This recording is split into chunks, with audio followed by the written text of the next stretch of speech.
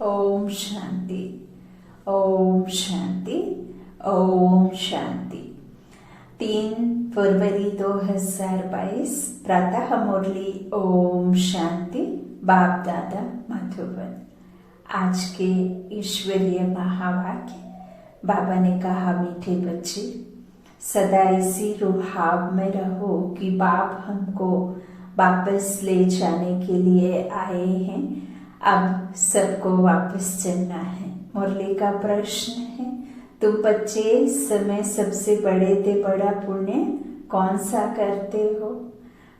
प्रश्न। उत्तर में बाबा ने कहा, अपना सब कुछ शिव बाबा के आगे समर्पण कर देना, यह है बहुत बड़ा पुण्य। सरेंडर कर पूरा श्रीमत पर चलने से बहुत ऊंच पद मिल जाता है। ओम शांति। प्रश्न, कौन सी एक नई बात मनुष्यों की बुद्धि में बहुत मुश्किल बैठती है?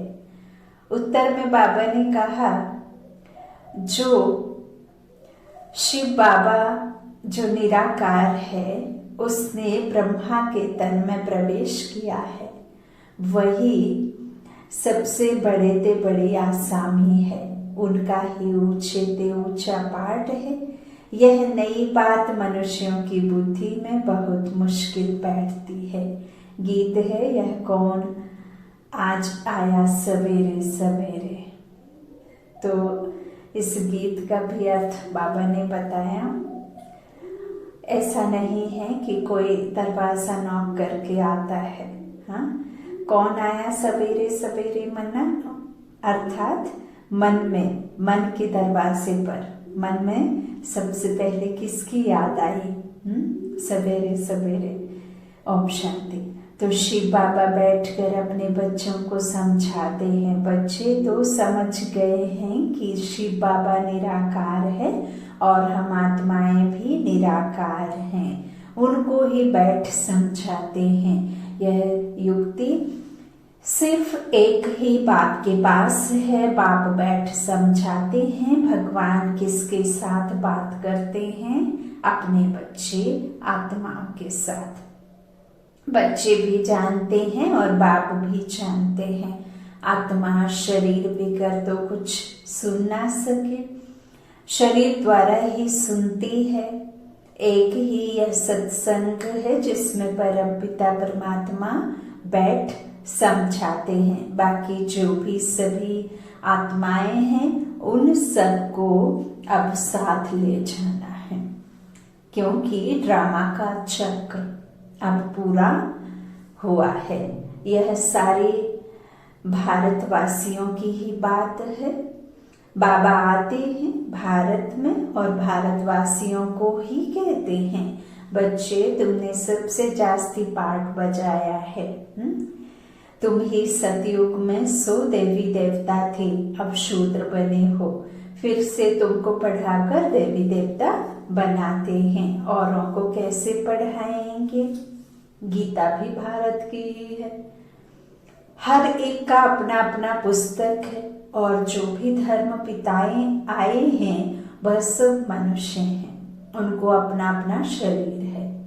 यह है सभी आत्माओं का निराकार फादर, जो नॉलेजफुल है, पीसफुल, ड्रामा के आदि मध्य अंत को जानते हैं। बाप को पढ़ाना भी तुम बच्चों को ही है, क्योंकि तुम ही चक्रवर्ती राजा फिर से बनने वाले हो। सभी तो मनुष्य से देवता नहीं बनेंगे। यदि सभी कोई उस राज्य में आना होता तो ये ड्रामा खत्म ही नहीं होता है ना। ये साइकिल ही कभी पूरी ना हो यदि हूबहू यही ड्रामा चलते रहे, है ना। तो ये तो असंभव है। बाबा कहते हैं सभी के सभी वहां आ नहीं सकते। जो भी पहले देवी देवता धर्म वाले होंगे उन्हों का ही फिर सैंपलिंग लगेगा। जब देवी देवता धर्म की पूरी स्थापना हो जाएगी तो फिर और सब मठ पंथ विनाश को पाएंगे। सभी आत्माओं को बाप वापस ले जाएंगे। बाप आते ही हैं पतित दुनिया में, आकर सबको वापस ले जाएं। बच्चे जानते हैं जो सहज राजयोग हम कल्प पहले भी सीखे थे वह अब सीख रहे हैं। विनाश नजदीक आएगा तो सबकी आंख खुलेगी। अभी तो सिर्फ तुम ही निश्चय करते हो कि परमपिता परमात्मा की इस तन में प्रविष्टता होती है। गाते भी हैं गाइड अथवा लिबरेटर आएगा जो सबको दुख से लिबरेट कर ले जाएगा। यह जो ब्रह्मा है उसमें परमपिता परमात्मा ने प्रवेश किया है। यह कितने बड़े थे, बड़े से बड़ी आसामी हो गई। तुम बच्चों को इतने रुहाव में रहना है कि बाप हमको लेने आया है, कहते हैं मुझे याद करो।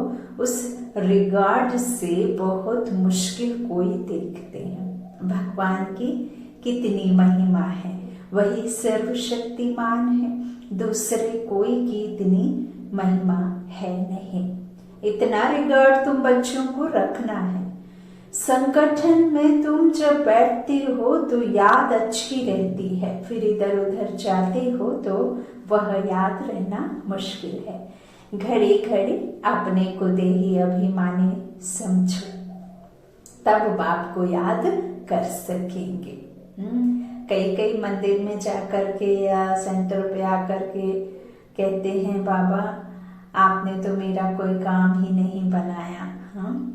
भगवान से जाके मंदिर में ईश्वर से कहते कि आपने तो कहा सुना है मैंने कि आप पूरी मनसा कर देते हैं, लेकिन आप तो कोई मनसा पूरी करते ही नहीं। कई लोग कंप्लेन करते हैं ना, तो परमात्मा रिप्लाई करते हैं कि आप मेरी कब बात मानते हैं। आपसे कहा देह से खुद को न्यारा समझ मुझे याद करो, वह भी नहीं करते। मैंने कहा 5 विकारों से दूरियां बनाकर रखो, तो कभी ना कभी कोई ना कोई विकार का शिकार हो ही जाते हैं। मैंने कहा स्थूल वस्तुओं का चढ़ाना बंद करो और अंतर के जो असली विकार हैं, जो असली चढ़ावा है वो चढ़ाओ, तो वो भी नहीं सुनते। अब मेरी बात नहीं मानते बच्चे, तो बाप कैसे बात मानेगा बच्चों की, है ना। तो यह हमें रियलाइज होना चाहिए कि पिता हमसे क्या कहते हैं और हम सुनते हैं या मानते हैं या नहीं मानते हैं, है ना। ओम शांति। तो बाबा कहते इस तरह दूसरे की इतनी महिमा है नहीं, है ना। तो घड़ी घड़ी क्या करते हैं, अपने को बाबा कहते कि देही अभिमानी समझो, जो कि नहीं समझते, तब बाप को याद कर सकेंगे, है ना। तो ऐसे बाप के साथ बड़ा रिगार्ड से चलना पड़े, परंतु बाबा साधारण होने कारण वह रिगार्ड नहीं रहता। समझते भी हैं कि बाबा कालों का काल है, यह शिव बाबा जिसको तुम बाप दादा कहते हो, यह सबको साथ ले जाएगा, है ना। इसीलिए शिव की बारात भी गाई हुई है ना। भूत प्रेत सब जाते हैं, तो इस संसार की सर्वात्माओं को लेने आए हैं ना। सदगति दाता है ना, मुक्ति जीवन मुक्ति दाता, तो वो सबको ले जाएंगे। बाबा को ऊंचे ते ऊंचा पाठ मिला हुआ है जिसको सारी दुनिया याद करती है। आत्मा क्या चीज है यह कोई और बता ना सके। कहते हैं लिंग है, पूजा तो शिवलिंग की होती है। हम भी लिखते हैं ज्योतिर्लिंगम, परंतु वास्तव में इतना बड़ा है नहीं। यह तो स्टार मिसल है, इसमें इनमें ही सारा पाठ भरा हुआ है। अब आत्मा जब 84 का पाठ बजा सकती है ना, जन्म मरण में आने के बाद सतो रजतमो में आती है ना, गति दुर्गति होती है, तो आप सोचिए जो जन्म मरण से न्यारा है, जो हम आत्माओं का बीच रूप है, उसमें कितनी नाशक्ति होगी, है ना। वो तो एवर प्योर है ना। तो बाबा कहते हैं, लिखते भी हैं ज्योतिर्लिंगम, है ना, परंतु इतना बड़ा नहीं, स्टार मिसल है और इसी में सारा ज्ञान भरा हुआ है। यह भी किसकी बुद्धि में नहीं आएगा। जब सुनेंगे आत्मा स्टार है, परमात्मा भी स्टार है, तो वंडर खाएंगे कि कितना वह ताकतवान है, इसमें प्रवेश होता है। जो पूरे 84 जन्म लेते हैं, है ना। ब्रह्मा के तन में प्रवेश होते हैं ना, जो लास्ट और फर्स्ट में आता, तो उसमें बैठ सारी नॉलेज देते हैं कि तुम आत्मा हो, तुम्हारे 84 जन्म अब पूरे हुए हैं, अब मुझे याद करो तो विकर्म विनाश होंगे। अभी तुम बच्चों को ख्याल में आता है कि आत्मा कितनी छोटी बिंदी है, उसमें 84 जन्मों का पार्ट है, जो अपने समय पर एक्यूरेट रिपीट करना ही है। परंतु शिव बाबा का सबसे ऊंचा पार्ट है। जैसे ड्रामा में राजा रानी को ऊंचा पार्ट मिलता है ना, यह भी बना बनाया ड्रामा है जो रिपीट होता ही रहता है। और तुम बच्चे यह भी जानते हो, तो ऊंचे ते ऊंचे बाप को ऊंचे ते ऊंचा पाठ मिला हुआ है। तुम्हें भी सारे बेहद का ड्रामा बुद्धि में है। बाबा सुप्रीम सोल कैसे साधारण तन में प्रवेश करते हैं, शास्त्रों में तो अर्जुन का रथ घोड़ा गाड़ी बना दिया है। अर्जुन कोई एक अर्जुन की बात नहीं, अर्जुन माना आत्मा, और आत्मा को क्या किया, शरीर के रूप में दिखा दिया, है ना।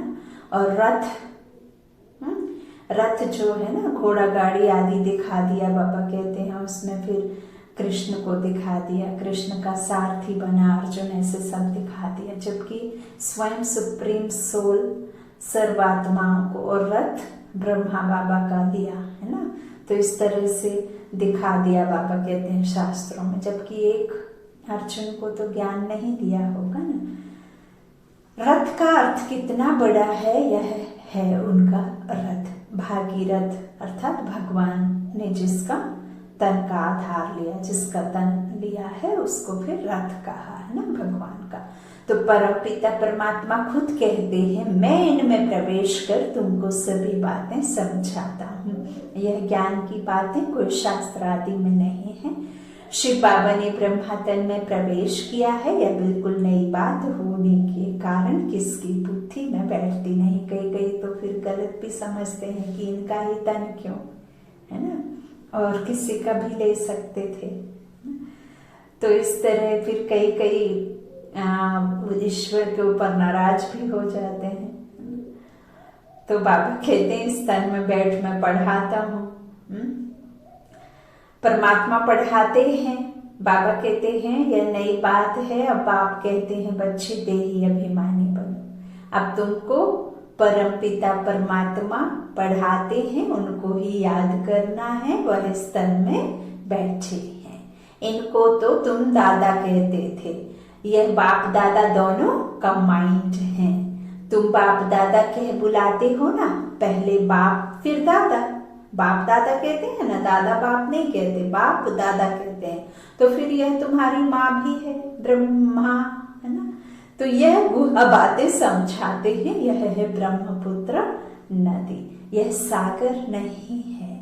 बड़े ते बड़ी नदी इनको कहेंगे। फिर है सरस्वती, तुम हो ज्ञान सागर से निकली हुई ज्ञान गंगाएं। उन्होंने फिर वह चित्र बना दिया है, ब्रह्मपुत्र कहाँ से निकली, यह उन्हों को क्या पता। फिर सिंध सरस्वती का भी नाम है, कुछ ना कुछ थोड़ा बहुत शास्त्रों में है। आत्मा ही पावन, आत्मा ही पतित बनती है, शरीर के लिए नहीं कहा जाता है। बाबा कहते आत्मा के लिए कहते हैं, इस समय प्रायः सभी पतित हैं, क्योंकि हम सब विकारों से पैदा होते हैं, इसीलिए संसार में कोई पुण्य आत्मा हो ना सके। शरीर भी सबका विकारी है, चाहे वो संत हो, चाहे आधे समय से पवित्रता धारण कर लेते हैं ना वानप्रस्थ में जाके, तो उन्हें भी हम किसी को भी पवित्र नहीं कह सकते, क्योंकि सब पतित हैं, विकारों से पैदा होते। बाबा कहते हैं अभी इस समय सभी पतित हैं, शरीर तो किसका पवित्र नहीं, सभी पाप आत्मा है। सबसे जास्ती पुण्य आत्मा तुम बनते हो। सब कुछ शिव बाबा को सरेंडर करो, फलानी चीज छोड़ो। यहाँ तुम जब बाबा के बने तो सब कुछ बाप को सरेंडर करते हो। बाबा फिर एवजा देते हैं। जो जितना श्रीमत पर चलते हैं, सरेंडर करते हैं, उतना उनको दर्जा मिलता है। मुख्य है शिव बाबा को याद करना। शिव बाबा यहाँ आते हैं पढ़ाने। सारा दिन तो इसमें नहीं बैठ जाएगा, सारा दिन तो नहीं बैठेगा ना। पढ़ाने आते हैं, पढ़ाकर चले जाते हैं। सेकंड की बात है, तुम याद करो और आ जाएगा। तुम समझते होंगे कि बाबा सदैव यहाँ है, परंतु यह खुद ही भूल जाते हैं।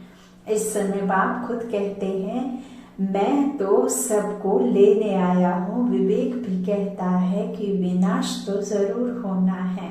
अब तो बहुत मनुष्य हो गए हैं। कई कहते हैं कि बीके विनाश विनाश विनाश की ही बातें करते हैं, लेकिन आप देखिए बड़े बड़े ऋषि मुनियों ने भी और बड़े बड़े जो एस्ट्रोलॉजिकल जो नॉलेज रखते हैं, जो पंडित हैं, महंत संत हैं, वह भी इस महाप्रलय की बात करते हैं। लेकिन बाबा ने मुरलियों में कहा कि महाप्रलय होती नहीं। महाप्रलय हो जाए तो दुनिया ही खत्म हो जाए, जबकि दुनिया खत्म होती नहीं। हाँ, कुछ एक मनुष्य आत्माएं, मुट्ठी भर लोग बचते हैं, जिससे ही फिर महाप्रलय कहते। बाबा कहते ना ये दुनिया कभी खत्म होती और ना ही निराकारी दुनिया कभी खाली होती है ना। आना जाना लगा रहता है, लेकिन हाँ, पूरे जो चक्र में जब तक सर्व आत्माएं मनुष्य तन धारण ना कर ले, तब तक फिर वहां जाने की शुरुआत नहीं होती है ना। जब वो पूरी आत्माएं जन्म ले लेंगी, जिनका जैसा जैसा ड्रामा में है, किसी सबसे जास्ती 84, फिर 1-2 भी जन्म होते हैं बाबा कहते।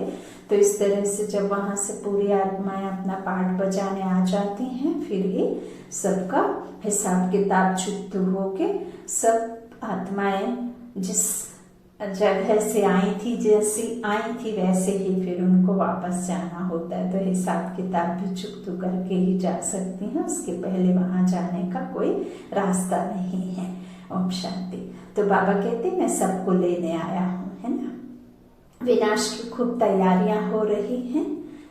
अब तो बहुत मनुष्य हो गए हैं, बाबा कहते हैं, तो विनाश तो जरूर होना है। कुछ तैयारियां हो रही हैं, बॉम्ब आदि बन रहे हैं। वो कोई रखने के लिए तो बनेंगे नहीं कि ऊपर आपके ऊपर गिरेंगे तो फूलों के वर्षा समान आपको फीलिंग आएगी ना, खत्म ही होएंगे ना।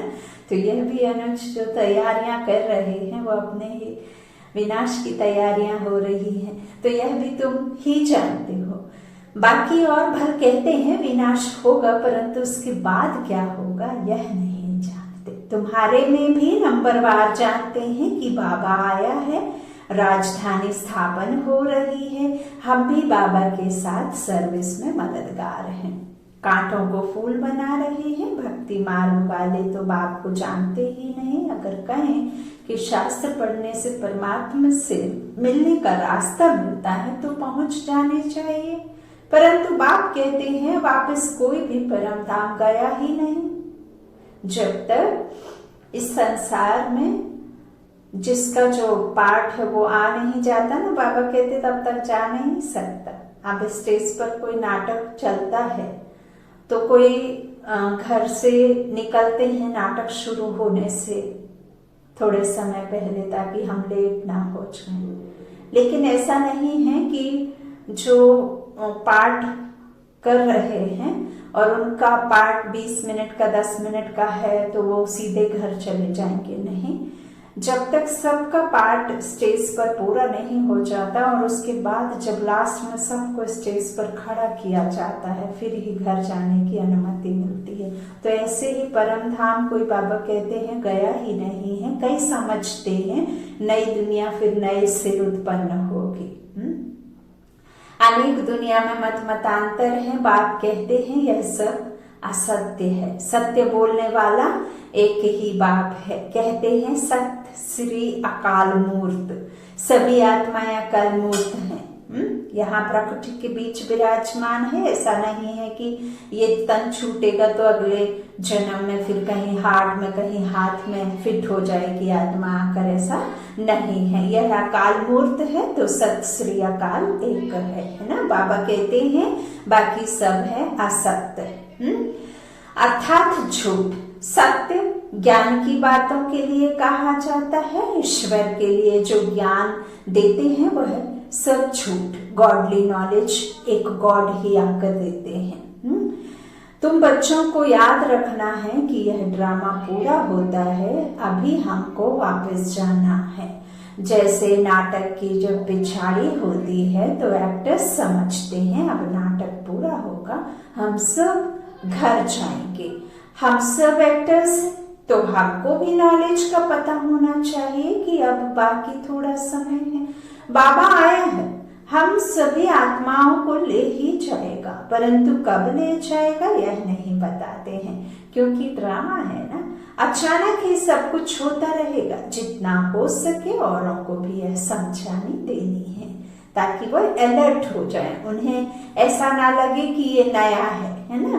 नथिंग न्यू, बाबा कहते हैं जो हुआ सो हो रहा है ना, और जो होगा वह भी गुजरा हुआ है, परंतु कहने वाला जरूर समझते हैं। बाबा कहते हैं वह इतना नहीं समझते हैं कि यह राइट है ना। समझानी तो सबको देनी चाहिए, परंतु कहने वाला जो है वह जरूर समझते हैं। तब तो कहते हैं ना, तुम बच्चों को समझाना है। हद के बाप से तो जन्म जन्मांतर वर्षा लेते आए हो, अब बेहद के बाप से वर्षा लो। तीर उन्हों को लगेगा जिन्होंने कल्प पहले लिया होगा। तुम बच्चे खड़ी खड़ी याद करो तो अब हमको शांति धाम घर में जाना है। गवर्नमेंट के सर्वेंट 8 घंटे सर्विस करते हैं, तुमको भी 8 घंटे तक यह याद की यात्रा बढ़ानी है। अंत में तुम 8 घंटे सर्विस में रहेंगे तभी पूरा वर्षा लेंगे। सब तो नहीं कर सकेंगे, भले कोई जोर से पुरुषार्थ करते हो, परंतु फिर थक जाते हैं, मंजिल बड़ी भारी है। तुम बच्चे जानते हो कि बाप को सभी आत्माओं को ले जाना है। कभी कभी इस ब्रह्मा को भी ख्याल आता है कि बस अब तो सबको वापस ले जाना है। बाबा के संस्कार इनमें भरते रहते हैं, यह भी पुरुषार्थी है। अब खेल पूरा होता है, सबको वापस जाना है। अगर यह भी याद करे तो इनको कहा जाता है मनमना भव। तुम बच्चे अब सम्मुख बैठे, सम्मुख सुनने से जैसे छप जाता है। घड़ी घड़ी याद करते रहो, अब वापस जाना है। तुम्हारा अब मरने का डर निकल गया है ना। संसार में सबसे ज्यादा डर किस बात का रहता है? मरने का। और जब ये डर खत्म हो गया तो बस मरने से कभी हिचकना नहीं है। देही अभिमानी बनना है, देही अभिमानी सर्विस अच्छी कर सकेंगे। ज्ञानी तो आत्मा चाहिए, प्रदर्शनी में ध्यानी की सर्विस नहीं, ज्ञानी चाहिए।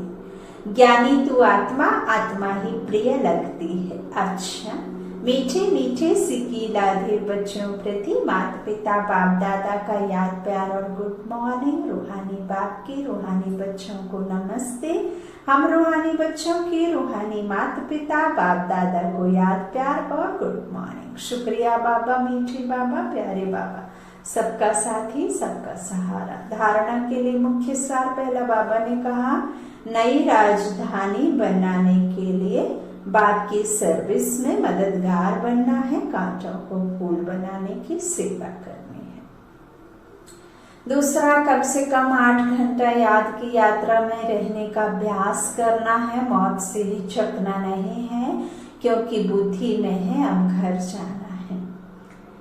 वरदान है स्वयं को विशेष पाठधारी समझ, साधारणता को समाप्त करने वाले परम व श्रेष्ठ भव। जैसे बाप परम आत्मा है, वैसे विशेष पाठ बजाने वाले बच्चे भी हर बात में परम यानी श्रेष्ठ हैं, क्योंकि सुप्रीम सोल परम पिता परमात्मा के द्वारा चुने हुए हम मास्टर परम धाम निवासी बच्चे है ना। तो मास्टर विशेष पाठ हम बजा रहे हैं ना, परमात्मा के बच्चे।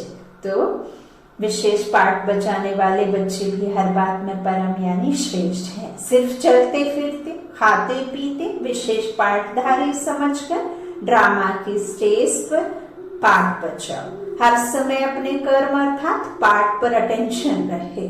विशेष पाठधारी कभी अलबेले नहीं बन सकते।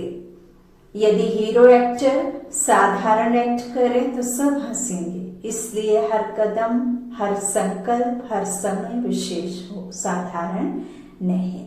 आज का स्लोगन है, अपनी वृत्ति को पावरफुल बनाओ तो सेवा में वृद्धि स्वतः होगी। अपनी वृत्ति को पावरफुल बनाओ तो सेवा में वृद्धि स्वतः होगी, मेहनत नहीं करनी पड़ेगी।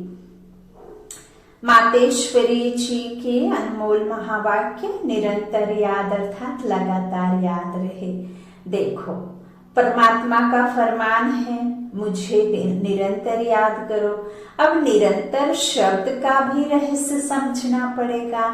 निरंतर कहा जाता है उसको जिसमें कोई अंतर ना हो, लगातार योग रहे, याद रहे, जिसमें खंडन ना पड़े, है ना। खंड जोत कहते हैं, खंड जोत है ना, और अखंड पाठ चलता है ना, तो जिसमें खंडन ना पड़े, है ना। अक्षत कहते हैं जो टूटे हुए ना हो, तो खंडन ना पड़े उसे अटूट योग भी कहा जाता है। अब परमात्मा प्रतिज्ञा करते हैं, अगर मुझे निरंतर याद करोगे तो मैं तेरे किए हुए पास्ट विकर्मों को भस्म करूंगा। तो यह ज्ञान अग्नि जिसमें विकर्म दग्ध होते हैं, यह बाप धर्मराज भी है। जब वह सजाओं द्वारा विकर्म विनाश करा सकता है तो बाबा के पास प्यार का भी कोई तरीका होगा। तो जो उनके प्रैक्टिकल आए बच्चे बने हैं, उन्हों को फिर यह फरमान देते हैं कि हे बच्चे, मन मना भव, निरंतर मुझे याद करने से तुम विक्रमाजीत बनेंगे, धर्मराज के डंडों से बच जाएंगे। अब डंडे माना कोई ऐसा नहीं है कि कहते हैं ना कि मरने के बाद खून की नदी में ये वो ऐसे वैसे सजा मिलती। अब शरीर तो जल गया, शरीर तो पांच तत्व का बना, पांच तत्व में विलीन हो गया जैसे ही आत्मा ने छोड़ा।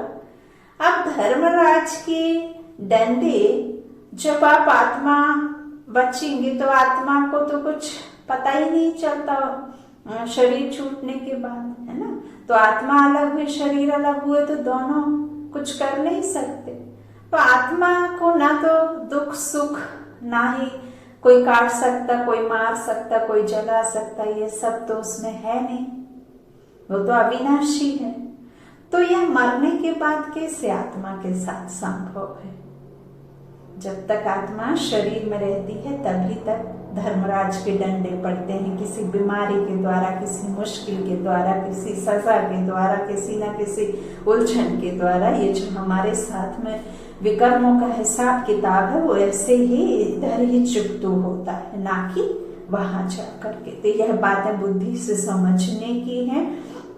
बाबा को याद करेंगे तो धर्मराज के दंडों से बच जाएंगे। परमात्मा के पास विकर्म विनाश करने के दो तरीके हैं। एक है सजाओं से पवित्र बनाने का तरीका, दूसरा है योग लगाने से पवित्र बनने का तरीका, जिससे पाप नाश होते हैं और जीवन मुक्ति पद प्राप्त होता है।